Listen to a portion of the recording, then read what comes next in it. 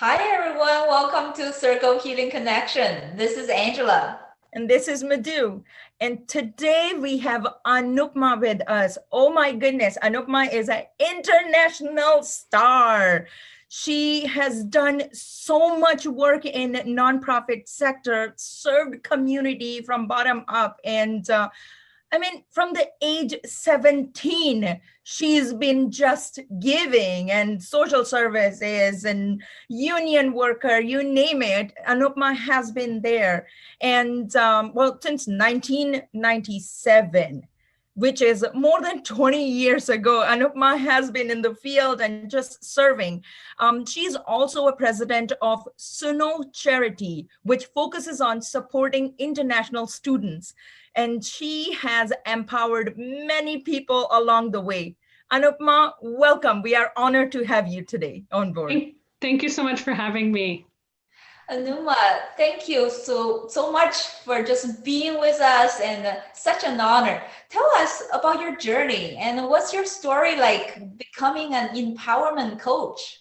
Sure. So I was in high school, I'd say around 17 years old, and one of my teachers had asked me to become a peer mentor. And, I thought, okay, great. Didn't know anything about counseling, helping others. So when I started as a peer mentor, there was one student that had booked an appointment with me to talk, and she had said that she was suicidal. And I instinctively thought, okay, what can I do to support her? So I made an appointment with a guidance counselor, and throughout her appointments, I was there to support her and sit in with the sessions with the guidance counselor, just so she knew that she wasn't going through this by herself. And, throughout her journey and throughout our years in high school together, I saw her grow and I saw her become a very more confident woman. And she even graduated, went off to university. I don't know what's happened to her since, but to see the shift in her from where she was really in a dark place in her life, to see her kind of spread her wings and to see the potential in herself, that was where I sort of, this nonprofit and supporting one another and empowering others kind of fell into my lap. And that's how my journey started. Shortly after that, I realized, okay, I went to school for social work. And then my first job out of school was working for an organization called Culture Link. And I was a youth worker, and I worked with refugee and immigrant youth. And at that time, my experience with them was very eye-opening for me, because these students, not only was I supporting them, but I was also learning from them. Yeah. At the time when I was working at Culture Link, the youth that I was working with were coming from war-torn countries. A lot of them were coming by themselves and were facing PTSD. They were, reliving trauma. And at that time, I was working with students and youth that were coming from Rwanda. So I had one youth event where there was Hutu and Tutsi youth in the same space, and they said, listen, we can't be around them. So, even though we're here in Canada, there's a lot of trauma, there's a lot of triggers that these youth were carrying. So I learned very quickly how to educate myself, but to be supportive for these youth. And then a lot of the youth that I worked with were, isolated, but a lot of them were going through a lot of depression, where there was a lot of suicide conversations that they were having. So again, being a youth worker, I was helping them from the point they got here to Canada in the shelters and throughout the system, knowing they weren't going through this journey by themselves. I kind of catered to what was going on in their lives, providing support, and then connecting them with the resources that would help them kind of get out of that. So I always proudly talk about my youth. A lot of them have moved on. They've head of, IBM, North America, like they've doctors, social workers, they've excelled so well in life. And I feel very proud to have met them and been a part of that journey. And, I decided to become an empowerment coach, actually for the last few years. But my job, I worked in the labor movement, and for 12 years and I just didn't have the time, but it was always at the back of my mind, this is something that I wanted to do. So I decided to kind of follow my passion. I left the labor movement, and during COVID quarantining and isolating, everyone was isolating at home, I decided now I have the time to pursue my certification. And it was interesting. So I started in May, finished in August with my certification, and the facilitator asked us, you have to pick what kind of stream of coaching you want to be. You know, some people want to be business coach, some people want to be relationship coach.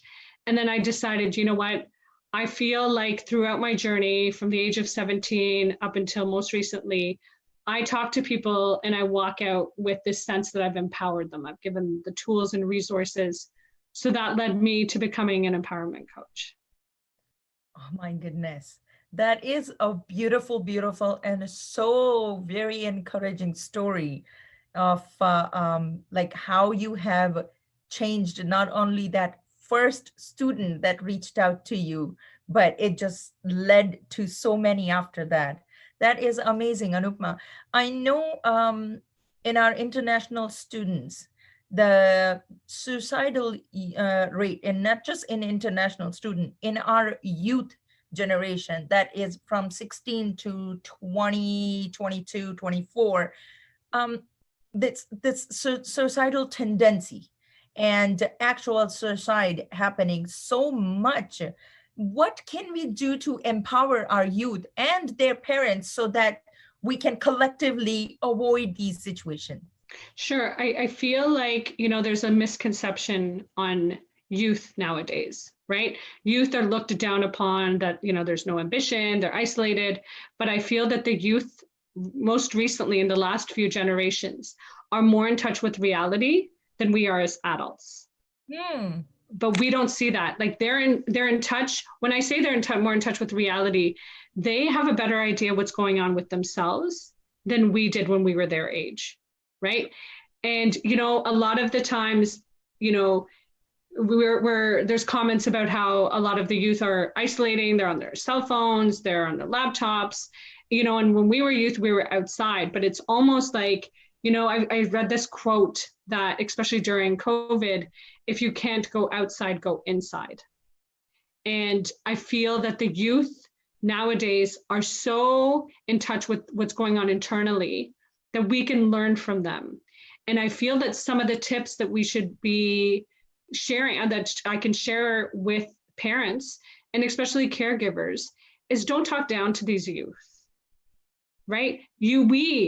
Whether we're parents, we're not parents, we're caregivers, we can learn so much from these youth if we talk to them as their equals, right? Sit down and chat with them. And, you know, I can give you a few examples. I've done parenting workshops. And in these parenting workshops, I've had the pleasure of having worked just with the youth. You know, my co-facilitator works with the parents. And it's very interesting that the parents are talking about all these things. Oh, my kids don't do this, my kids don't do that. But having the same questions asked of the youth, there's so many parallels. Where the youth are like, you know what, I want to sit down and have dinner with my parents, but they're always on their phone. Parents are talking about how their kids are always on their phone. So guess what? You are setting an example, right? You are mirroring what your youth are doing because you're disconnected. You're not spending time chatting with them. They want to talk to you about their day. No, I'm busy. I have this conference call. I have this, I have that to do. But guess what? These 15, 20 minutes make such an impact. And, you know, a lot of the times when you know, there's a lot of heartbreaking stories that I've heard from these youth during these parenting workshops. But a lot of the times they said, you know what, I would just like to go out on a drive with my parents, right? I just want to do family stuff. And then, you know, one kid even said, it would be great if we can have meals together. But when food is cooked, everyone goes to different parts of the house and doesn't eat together, right? So it's a lot of their emotions are not being heard. So that's like one or two things, the tips that I can give you. The third, I can honestly say, is there is so much pressure that these youth are facing that we never had to experience, right? We didn't have social media when we were growing up, right? The cyberbullying that's happening, the amount of bullying that's happening outside of social media, right? Start paying attention to, like, if your youth is becoming withdrawn, right? Those are some signs. If they're staying in the room too much, they're not talking, they've just changed. These are some times that you put aside whatever's happening in your life and sit down with them, right? I feel like, you know, a lot of these youth literally just want to talk. They want someone to listen to them. And as a parent, even if it's just, hey, how's your day going? Oh, I'm fine. Don't let that just be the end of the conversation, right? Have a deeper conversation with them. Involve them more in what's going on with your life too, right? Don't think of them as a little child. I get it. They're your kid. They're always going to be your kid, even when they're in their 40s or their 50s. But have a conversation with them and say, listen, this is what's going on with me, because you don't know what's going to intrigue them, what's going to spark some sort of, oh yeah, you know what? I didn't know you did that. That's interesting, right? I feel like I'm not a parent yet, but having godkids and having a lot of nieces that are teenagers, I sit and I talk to them and tell them, okay, you know what? I'm an activist. I do this. Oh, how can I be a part of this? Right? So it's like, you let them know what you're doing so that you can kind of guide them in the right direction. I'm blessed to have nieces and nephews where I talk to them about this, but it's also being able to, as a parent, introduce your children to your support system, to your network, because there might be someone that they connect with and talk to about the depression they're facing, about if they're having suicidal thoughts. They're not going to talk, they might not talk to you, but they'll talk to a friend of yours. So it's important to involve them and be transparent with them too. Because they'll look at you as a parent, but they'll also see that, listen, you're going through vulnerability too. So I feel like those are some tips that I can share that I've, you know, seen, experienced firsthand in my coaching. But just remember that your youth is also a young adult. Talk to them at their level. Don't talk down to them. That would be one of the key tips I can give. That's so true. You're so right, Anupma. Like, both parents and youth are under lots of pressure, and we need to hear each other out and give each other space and time to talk. So what do you think? How can parents support their youth, and how can youth support their parents? Sure. So I think the way that parents can support their youth, you know, I'll give you an example. Parent-teacher interviews. I have friends and cousins that are teachers, and depending on the subject, the parents will come if you're a math or sciences teacher. If you're an arts teacher or you're in some other field, the parents don't show up. So what are we showing our kids? This is what's important. This is not what's important. So I feel like when you're doing parent-teacher interviews, go and meet with all of the teachers. Get a perspective on how your child is doing in school from not just the career that you want them to take. Where are they excelling? Where are they shining? Where are things that you probably don't know what's going on with them, where a teacher who's spending X amount of hours with them can say, you know what, I've seen potential in your child in doing this. This is what I've seen. So that's one thing that I think that a parent can do. The second is, you know what, sitting down with them. So when they're doing their homework, right? It doesn't matter if they're like 13, it doesn't matter if they're 18. Be more invested in what's going on with them. If they're struggling, right? And they might need a tutor, what's going on with them? Like if they were an honor roll student or, you know, a grade A student, right? Great. Now, how did they go from getting 80s and 90s to getting 60s? What's happened? And when did that shift happen? Right? So it's almost like taking a step back and looking at what's happening around in their surroundings. Have they been getting bullied? Is there anxiety that's happening? So, you know, and I think there's a lot of the times parents don't want to talk about mental health. True. mental health doesn't exist. No, they're just a teenager. They're just going through this. It's hormones. No. If a student and the youth is saying, listen, I can't go and be in groups of people, or I'm not feeling comfortable doing this, pay attention to that, right? You know, there's a lot of holistic ways that if people don't want to have their kids medicated. Essential oils, I'll give that an example. Put a little bit of lavender, or put some scents where it's actually calming them, where you can say to your child, the youth, to say, listen, if you're experiencing this, let's do this. I meditate. How about we meditate together? Right? Start sharing more of the tips that you're doing to help keep yourself more stress-free, to deal less with anxiety. You're doing stuff together that way. And I feel as youth, the tips that I can give for the youth is, you know, your parent has the best intention for you, right? They might be the ones that are, you know, taking away your screen time. They don't want you to hang out with certain people. Curfew is too early. There's reasons for that, right? Being a parent is difficult, where you have to balance being a friend versus being someone who's disciplining them. So true. Right? So to be able to be a youth, look at that, where your parent is wearing multiple hats. They want to be your friend. They'll be there to listen, but they also need you to know that certain things are not right to do. Right? Another thing that I've seen with a lot of parents that are absent parents is they buy things for their kids. And, you know, my parents, blue collar workers, I knew the value of money from the age of 7, right? It's important to show the value of money, regardless if you have a lot of it or you don't have a lot of it, right? Instill some sort of compassion, but also charitable work with your kids. Go to a food bank, go to a soup kitchen, go during holidays where it's humbling, but it's also teaching those kind of tips to your kids. And it works both ways. Yeah. The youth are experiencing this like, wow, you know, I didn't know that this is what's happening. And the parents are also saying, listen, we might be privileged and we might have all these things, but guess what?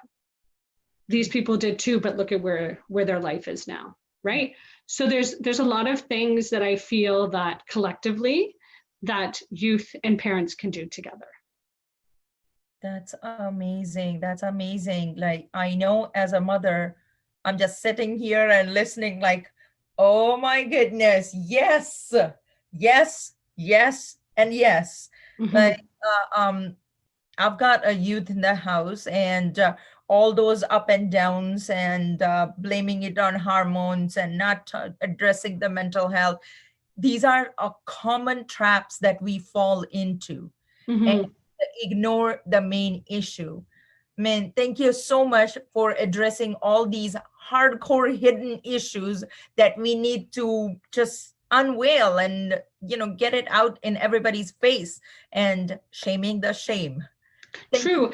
And Madhu, there's one more thing that I just want to say. You know, I've had parents call me and say, oh my God, my son or my daughter is doing drugs. And I say to them, okay, okay, take a deep breath. What's going on?